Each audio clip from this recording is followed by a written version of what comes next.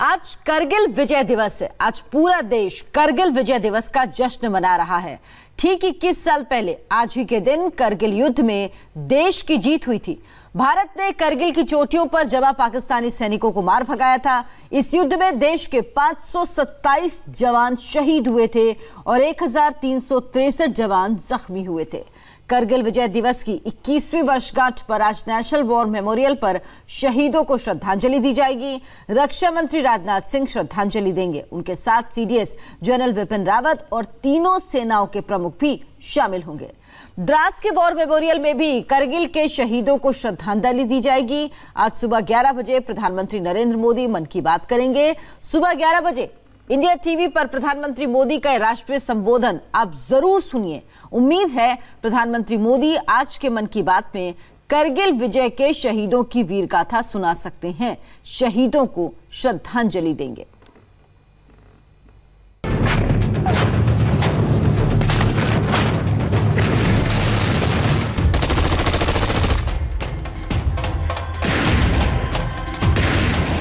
देश के लिए जीवन लगा देने वाले, जिंदगी खपा देने वाले, जिए तो भी तिरंगे के लिए, मरे तो भी तिरंगा ओढ़ करके ऐसे हर किसी को मैं आज नमन करता हूं, प्रणाम करता हूं।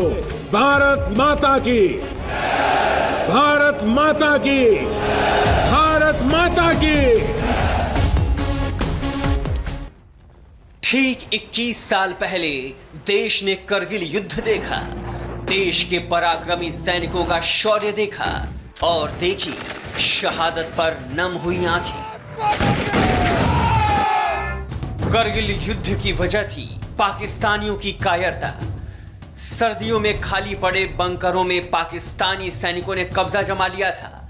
पाकिस्तानी सैनिक घुसपैठियों की शक्ल में भारतीय चोटियों में भारी और बड़े हथियारों के साथ बैठ गए थे। मकसद था हिंदुस्तान से 1971 की जंग में मिली हार का बदला लेने का, लेकिन भारतीय जांबाजों ने बेहद मुश्किल लड़ाई लड़ी। 18,000 फीट ऊपर बर्फीली चोटियों पर दुश्मन से दो हाथ किए 527 भारतीय वीरों ने शहादत दी।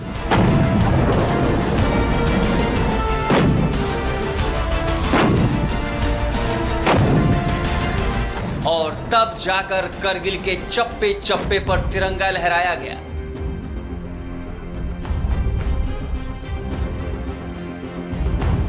देश उन परम वीरों का कर्जदार है, देश उन शहीदों का कर्जदार है जिन्होंने देश की आन बान और शान के लिए अपने प्राणों की आहुति दी।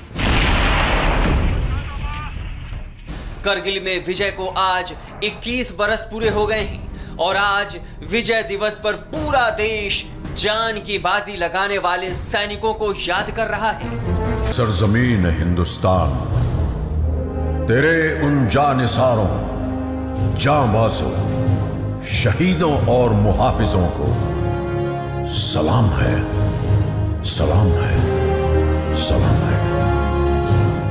25 जुलाई 1999 को द्रास के इसी इलाके से इंडियन आर्मी ने बाकी बचे घुसपैठियों को हटाने के लिए अपने ऑपरेशन की शुरुआत की और इसके बाद 26 जुलाई 1999 को एक बड़ा ऐलान हुआ जिसमें यह घोषणा की गई कि भारत ने करगिल युद्ध जीत लिया है। मतलब यह है कि हमारे वीर योद्धाओं ने, हमारी सेना ने ऊंची ऊंची इन पहाड़ी चोटियों से पाकिस्तानियों को पीछे खदेड़ दिया है। इस युद्ध के खत्म होने के बाद हमारे जो जवान जो शहीद हुए थे और जिन्होंने अपना शौर्य दिखाया था भारत माता की रक्षा के लिए, उनकी याद में ये वॉर मेमोरियल बनाया गया द्रास में, जहां हर 26 जुलाई को हर साल एक बड़ा कार्यक्रम आयोजन किया जाता है। यहाँ पर शहीदों को श्रद्धांजलि दी जाती है। सिर्फ यहीं पर ही नहीं, भारत के हर इलाके में, हर राज्य में, हर प्रांत में उन वीरों को याद किया जाता है जिन्होंने 1999 के कारगिल युद्ध में अपनी जान दी थी।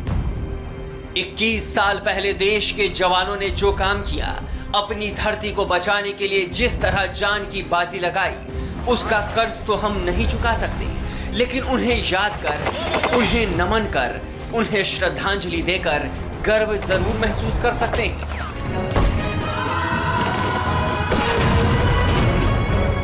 खुद प्रधानमंत्री नरेंद्र मोदी आज करगिल के वीर जवानों को नमन करने वाले हैं।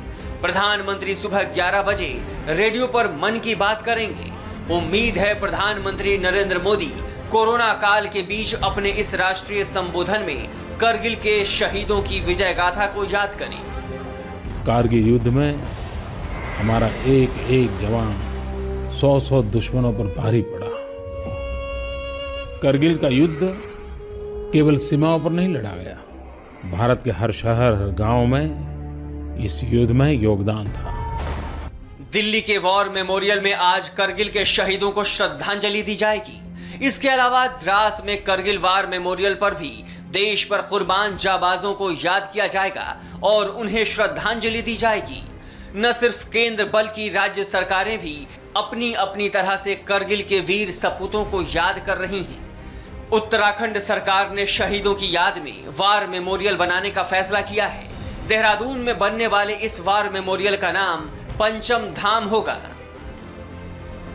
एक तरफ आज देश अपने सच्चे हीरोज के सामने नतमस्तक है, तो दूसरी तरफ हैं वो सच्चे सपूत जो ऑपरेशन विजय का हिस्सा बने, पाकिस्तानियों से लड़े, उन्हें चित किया और करगिल की चोटियों पर तिरंगा फहरा दिया। ये हैं परमवीर चक्र विजेता योगेंद्र यादव। करगिल के समर में बुलंदशहर के योगेंद्र यादव ने अपने सीने में 17 गोलियां खाईं, लेकिन दुश्मनों को आगे बढ़ने नहीं दिया। मां भारती का ये लाल देश के लिए लड़ता रहा और दुश्मन के दांत खट्टे करता रहा।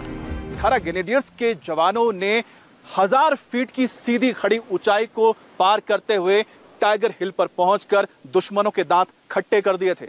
और यही वजह है कि 18 ग्रेनेडियर्स के योगेंद्र यादव को परमवीर चक्र भी मिला था, क्योंकि 15 गोली खाने के बाद भी उन्होंने मोर्चा नहीं छोड़ा था। -20 डिग्री टेम्परेचर पर लड़ी गई इस जंग के खतरनाक मंजर को योगेंद्र यादव अब तक नहीं भूल पाए हैं। चारों तरफ से गोलियां ही गोलियां चल रही थी। सिर्फ हम 7 जवान थे और 7 जवान 5 घंटे तक ऊपर टाइगर हिल टॉप के ऊपर लड़ते लड़ते लड़ते एक एक करके मैंने अपने साथी को खोते हुए देखा। किसी के सर में यहाँ पर गोली लग रही है तो यहाँ से खून का फव्वारा छूट रहा है, किसी के पूरे सीने में गोली लग रही है तो एक उसके सीने से पूरे फेफड़े निकल करके बाहर आ रहे हैं। तो गुत्थम गुत्था की 5 घंटे की लड़ाई के दौरान मैंने अपने 6 साथियों को खोया है। मैं भी जख्मी अवस्था में था, उनकी तरफ से तो मर चुका था। दुश्मन जब सीने के ऊपर भी गोली चलाई तो यहाँ पर सिक्कों पर जाकर लगी और रिकोचित हो गई। और शायद परमात्मा को भी जिंदा रखना था। तो वो सब कुछ हो जाने के बाद फिर भी इतनी घायल अवस्था में दुश्मन के ऊपर ग्रेनेड फेंका है। ग्रेनेड फेंक करके उसको घायल किया, उसको वहाँ पे ख़त्म किया। फिर उसी की राइफल से 5 पाकिस्तानियों को घायल होने के बाद मारा और फिर वहाँ से खदेड़ करके टाइगर हिल टॉप को खाली करा करके फिर मैं वापस नीचे आया। वो मंजर बहुत ही खतरनाक था, बहुत ही स्मरणीय था, उसको कभी भुलाया नहीं जा सकता है। 16,000-18,000 फीट की ऊंची पहाड़ियाँ जिसके ऊपर दुश्मन बैठा हुआ था। दुश्मन ने कभी सपने में भी नहीं सोचा था कि यहाँ से हम वापस जाएंगे, लेकिन वो भूल गए कि हिंदुस्तान की मिट्टी है और इस मिट्टी में सिंगनिया और शेर पैदा होते हैं। ये हैं 70th जाट रेजिमेंट के फौजी यशपाल सिंह। यशपाल सिंह और उनकी रेजिमेंट ने भारत की धरती से दुश्मन का सफाया कर दिया था, लेकिन 7 जुलाई 1999 को पाकिस्तानी गोलीबारी में यशपाल तेवतिया घायल हो गए। इसके बाद वो सेना से रिटायर्ड हो गए, लेकिन इस जांबाज योद्धा का हौसला न तब टूटा और न अब। पिंपल 1 और पिंपल 2 और 48-75 को कैप्चर करने का आदेश मिला, जिसमें हमारे डेल्टा कंपनी और चार्ली कंपनी को कैप्चर करने का आदेश कंपनी कमांडर को मिला। चार्ली कंपनी के कंपनी कमांडर अनुज नैयर महावीर चक्र थे और उनके नेतृत्व में जो हमारी प्लाटून थी उसने मतलब वहाँ लड़ाई में काफ़ी बढ़ चढ़ कर हिस्सा लिया, जिसमें हमारे काफ़ी सैनिक घायल भी हुए और पाकिस्तान के 3-4 बैंकरों को आपसी गुत्थम गुत्थ की लड़ाई से और बैंड की फाइटिंग से हमने उन पर विजय प्राप्त करी। उस लड़ाई में काफ़ी हमारी यूनिट ने नाम किया और जो भी वहाँ के अच्छे उनके करीबन 28-30 बंदों को मार के घुसपैठ भगाया, उनको पोस्ट को कैप्चर किया और वहाँ पर झंडा तिरंगा फहराया। सैनिकों के अदम्य साहस को सलाम। सैनिकों के अजेय पराक्रम को सलाम। करगिल विजय दिवस पर देश उन सभी जांबाजों को सलाम कर रहा है जिन्होंने देश के लिए अपने प्राणों की आहुति दी, जिन्होंने 18,000 फीट ऊपर दुनिया की सबसे मुश्किल जंग में पाकिस्तानियों को शिकस्त दी, हिमालय के शिखर पर तिरंगा फहराया। आज करगिल विजय दिवस है और आज ही एलएसी से एक बड़ी खबर भी आई है। लद्दाख के हॉट स्प्रिंग से चीनी सेना पीछे हट चुकी है। अब पैंगोंग से सेना को पीछे हटाने के लिए जल्द ही कमांडर लेवल की अधिकारियों की बैठक हो सकती है। भारत के लिए एक और अच्छी खबर यह है कि भारतीय बेड़े को एक और ज्यादा ताकतवर बनाने के लिए आज से 2 दिन बाद यानी 29 जुलाई को राफेल भारत आ रहा है, जिसके बाद चाहे एलएसी हो या फिर एलओसी, चीन हो या पाकिस्तान, भारत की तरफ आंख उठाने की जुर्रत कोई नहीं कर पाएगा।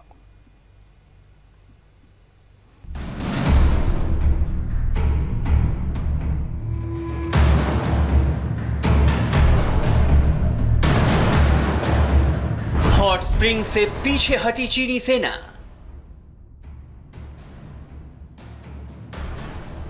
भारत चीन बॉर्डर के पैंगोंग पर जल्द हो सकती है बैठक।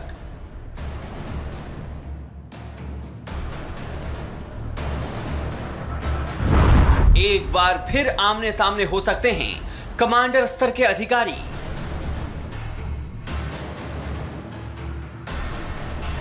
पूर्वी लद्दाख का PP-14, PP-15 और PP-17A ये वो इलाके हैं जहां डिसएंगेजमेंट हो चुका है, यानी एलएसी पर प्रधानमंत्री नरेंद्र मोदी की रणनीति का असर दिखा है और लद्दाख के हॉट स्प्रिंग से चीन की सेना पीछे हट गई है। और ये संभव हुआ है सैन्य, राजनयिक और प्रधानमंत्री नरेंद्र मोदी की कूटनीतिक इच्छा शक्ति के चलते।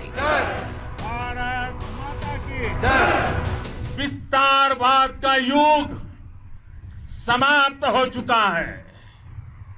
ये युग विकासवाद का है। तेजी से बदलते हुए समय में विकासवाद ही प्रासंगिक है। अब तक चीन भारत को हल्के में लेने की गुस्ताखी कर रहा था, लेकिन जब भारत ने आंखें तरेरी तो चालबाज चीन की घिघी बंद गई और एलएसी में जहां जहां उसके नापाक कदमों के निशान पड़े थे, उनमें से अधिकतर इलाकों से उसने अपने कदम पीछे खींच लिए। पैंगोंग और हॉट स्प्रिंग ऐसे इलाके हैं जहां पर दोनों सेनाएं आमने सामने हैं।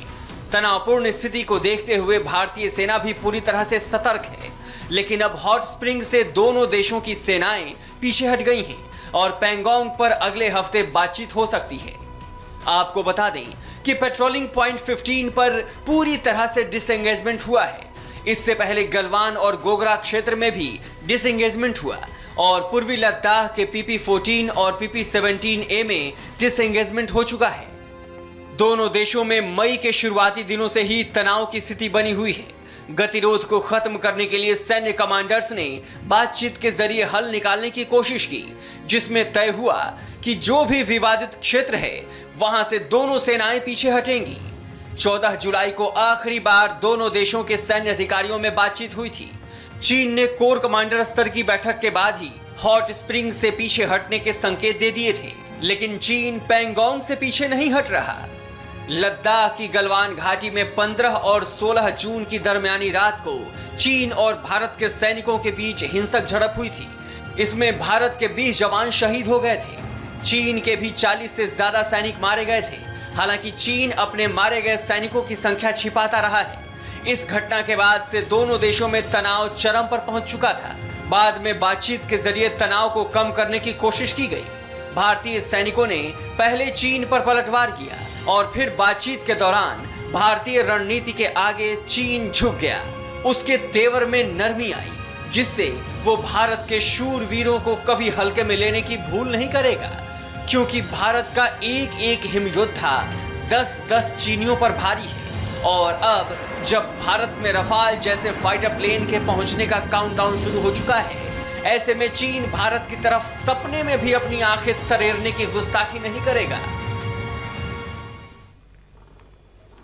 और 5 अगस्त को अयोध्या में राम मंदिर के भूमि पूजन की जोर